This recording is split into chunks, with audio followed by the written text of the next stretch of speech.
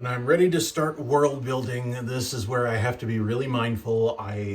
Yes, technically I am a god, but really I'm a god who's serving the audience, which is a strange job description, but there's actually a really good term for it. It's called tour guide. You are a tour guide for your setting. By thinking of myself as a tour guide for the world that I'm building, I can stay focused on the story that I'm trying to tell. That's how I learned to stop researching sewage systems that ultimately really didn't come into my story that much. And all of the answers that I come up with can be reflected in the set that I build. Here are some of my favorite ways to design the world that I want to build. I think about the population. Demographically, who lives here, what different types of groups, different ethnicities, different cultures, more youngs, more olds. How does this setting shape their identity? Because the olds who live in Florida are pretty different from the olds who live in New York, and very different from the olds who lived back in Eastern Europe once upon a time. So the setting shapes their identity, and their identity can in turn shape the setting. By figuring out these demographics, that makes it easy to come up with who the background characters are, but also when I need more supporting characters, I can get a sense of who is around to spare.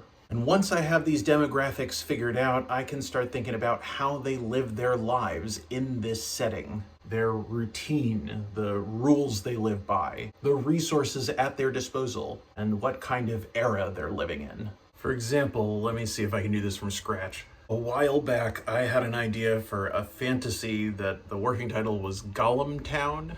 Love in Lord of the Rings, how Gollum, the ring has an addictive quality and it slowly drives you mad. And I have grown up with the tradition of Fiddler on the Roof teaching me that money is the world's curse. So I thought it would be a funny idea if, as like a parody of capitalism, like what if our currency was like the One Ring, and the more you collect of it, the more you become a selfish little goblin monster. And as a result, the ruling class are all golems, and the middle class are sometimes chill, but sometimes have golem tantrums, and the underclass are still humans, but suffering exploited humans. Humans treated as less than human by the Gollum 1%.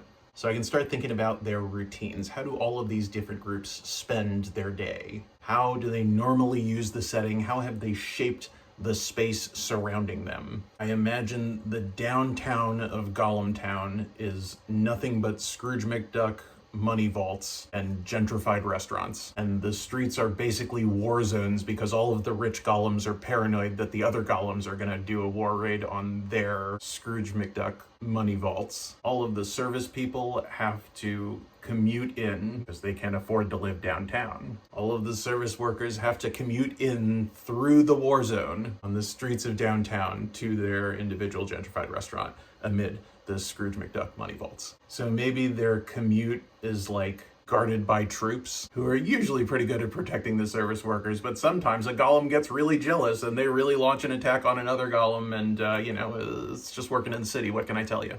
By thinking about the routine, I can start imagining the stops along the route. I can start imagining battle damage on the Scrooge McDuck money vaults. I can imagine security checkpoints along the trail. I can ask myself, what sort of gentrified food does a city full of golems want to eat? Is it rabbitses? Are they raw and wriggling? So I can get a lot from the routine, and I can get even more from the rules. How are characters expected to behave in the setting? What happens if a character deviates from the norm? Are they punished? Are they corrected? Are they rehabilitated? The rules of Gollum Town would have to be very carefully balanced. If the allegory is that it's the 1%, the elite who are ruling the world, then they can get their hands on nukes, and my story could be over before it even gets started. So I would need to figure out some plan of mutually assured destruction that we can have in Gollum Town that would keep the story alive and around for long enough. But rules are about more than just what I can't do with the story. It's a lot about what I can do.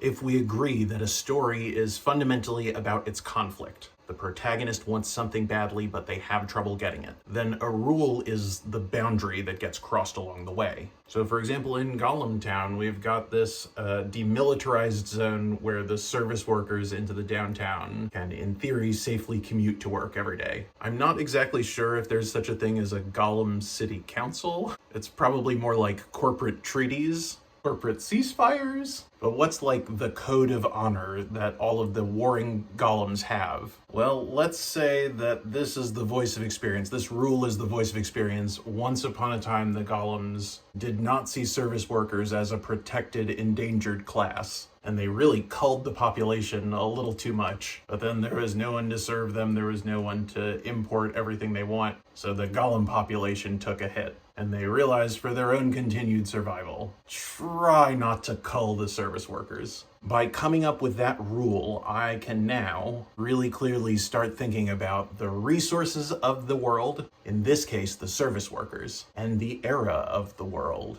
Let's talk about resources first. What does the setting produce in abundance, and what does it lack? That can help us figure out what to put in the space. Sometimes a resource is a traditional thing like lumber or water, but it can get more abstract than that. It can be the service workers in Golem Town, the endangered service workers in Golem Town. We're trying to get the population back up. Conserve the service workers. To be honest with you, the research I've been doing into resources, when I watch The Empire Strikes Back, I kind of think the Force counts as a resource. In a sense, both Fiddler on the Roof and Pride and Prejudice have too many unmarried daughters. I'm not saying it to objectify the characters, it's just a thing that the setting has a lot of. And if you're building a set for a house with 5 daughters, it's going to look very different from a set of a demilitarized zone where service workers commute every day to Golem Town. And the last way I think about world building is with the era. I'm asking myself when the story takes place, and the trick to this is comparing and contrasting this era with another era in the location's history. For example, in Golem Town, they used to hunt the service workers, and now they don't anymore. It nearly drove both groups to extinction. So maybe there's part of Golem Town that got burned down in a big riot before the story began. The ruins of a Scrooge McDuck money vault is a pretty interesting set.